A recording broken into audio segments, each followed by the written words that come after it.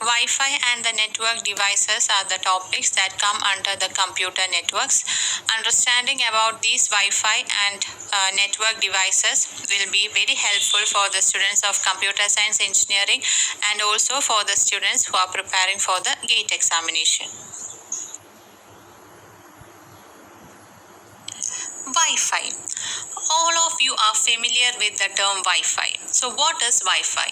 The full form of Wi-Fi is wireless fidelity, and the Wi-Fi is mainly used with the devices that are based on IEEE 802.11. That is, the Wi-Fi is used for the devices which is having an address IEEE 802.11. This IEEE 802.11 is defined for WLAN, and also it is used for the physical and the data link layers.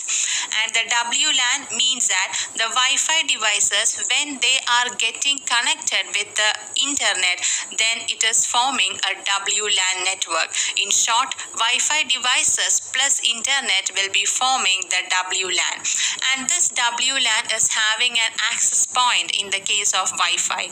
And this access point is mainly used for sending and receiving the data in the Wi-Fi devices. And this WLAN mainly consists of two services. They are BSS and ESS. BSS is defined to be a basic service set and ESS is extended service set. Now let's see what is BSS. The BSS, the basic service set, is defined to be the basic building block of a WLAN.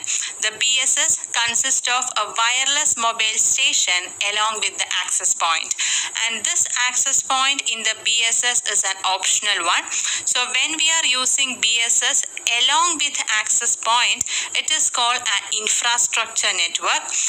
And when we are using this BSS without the access point, it is called IBSS or standalone network or ad hoc network. And next service by the WLAN is ESS, which is an extended service set. Extended service set means two or more BSS. When they are combined with the access point, it is called ESS. Here, access point is not an optional field, it is a compulsory field, but in the BSS, it was an optional field. And in the ESS, we are having mainly two stations, mobile station and the stationary access point stations. Now let's see the security protocols that are used in the Wi-Fi. One of the security protocol is WPS, which is a Wi-Fi protected setup. And this WPS make use of two protocols, WPA and WPA2. WPA is a Wi-Fi protected access protocol, and this protocol make use of an algorithm called TKIP algorithm, which is a temporal key integrity protocol, which is used in order to check the integrity of the messages. So the WPA is having the TKIP along with the 128 bit. And next is WPA2 protocol, which is an extended version of WPA protocol, which will be overcoming some of the disadvantages that are existing in the WPA protocol. And this WPS is used only in the wireless devices that make use of these two protocols, and it is not used in the wireless devices that make use of WEP security.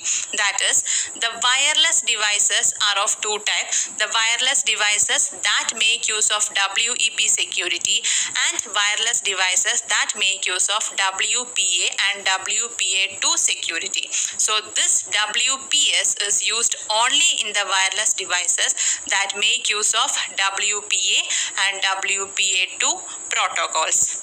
And some of the advantages of WPS is that it automatically configure the SSID and WPA security key, and here the SSID do not need to be known in advance in order to do this process, which is a major advantage. And also this WPA security key is generated randomly. So when this key is generated randomly, it is difficult to attack that particular key or hack that particular key, which will be increasing the security. And and here the long sequence of hexadecimal codes are not required, and they make use of extensible authentication protocol. And some of the disadvantages of this WPS protocol is that here the communication without AP is not possible. That is, access point is a compulsory field, and we cannot do any kind of communication without this access point. And this WPS cannot be used if the Wi-Fi devices on the network are WPS compatible, and it is very difficult to add a non-WPS client devices to the network, and a long sequence of hexadecimal characters are generated. In the advantages, we said that long sequence of hexadecimal codes are not required, but one of the disadvantage of this is long sequence of hexadecimal characters are generated. So this is one of the important security protocol of Wi-Fi, that is WPS, which provide the security for the Wi-Fi, that is the Wi-Fi protected setup. Network devices. In the computer network, we are dealing with various kinds of network devices, and some of the network devices are repeater, hub, bridge, switch, routers, gateway, and router. First is repeater. The repeater is used in the physical layer, and this is used in order to generate the signal in the same network. When a signal is lost, the repeater will be helping to regenerate that particular signal, but it will not do any amplification of the particular signal. Thus, the repeater is used to regenerate the signal, but it will not amplify any kind of signal. So in the repeater, when the signal become weak, they will be copying the signal bit by bit so that the weak signal will get more strong. These are the two port devices, which means that one port is used for the input and the another port is used for the output. Second is a hub. The hub is a multi-port repeater, which means it is having the multiple ports for the input and the multiple ports for the output.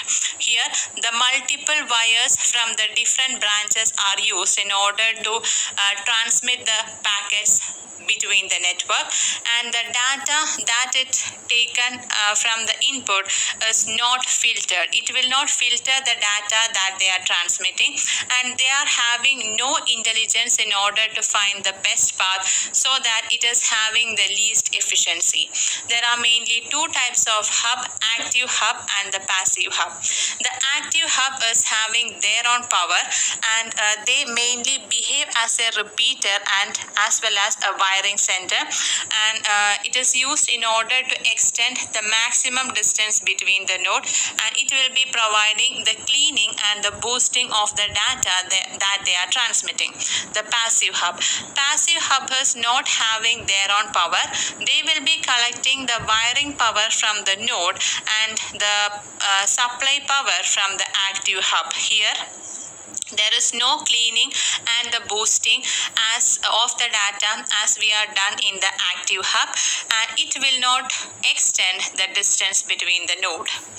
Next is a bridge. The bridge is used in the data link layer. Here, the content or the data filter is available, and this filtering process is done by reading the MAC address.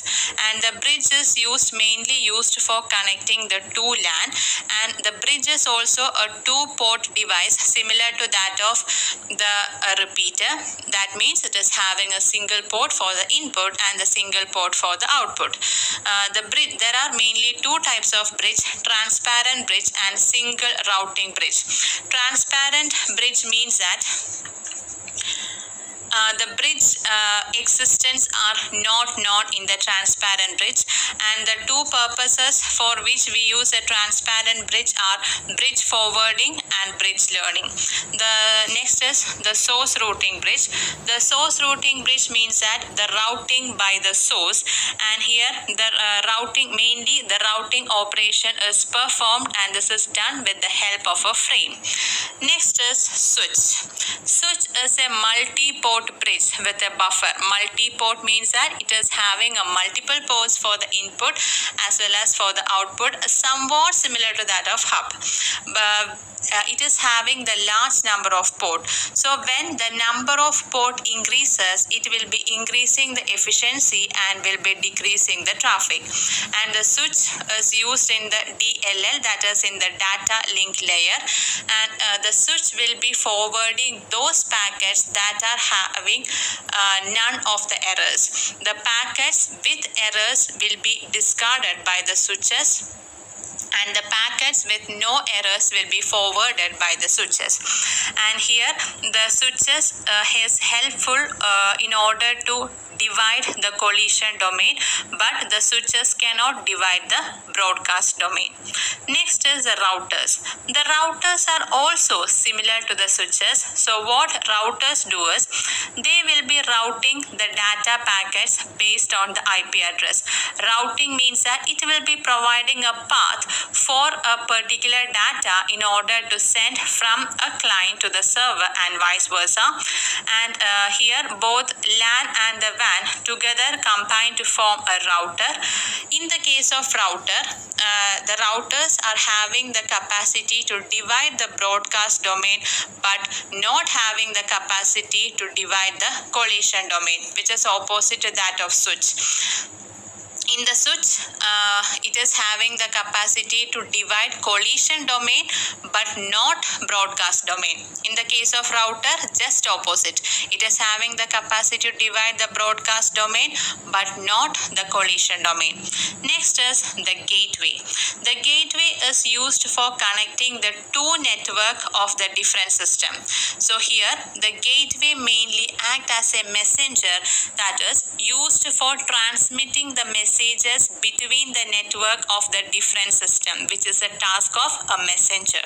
So gateway is a protocol converters, and when compared to that of the other network devices that we have discussed till now, the gateway is complex. Next is the router. Router means the bridge and the router combine together to form the router. So it is having the features of both router as well as a bridge. So router is used for routing the packets, which is the feature of a router, and this router is also used to filter the packet, which is the feature of a bridge. And this router is used in the DLL, that is the data link layer, as well as in the network layer.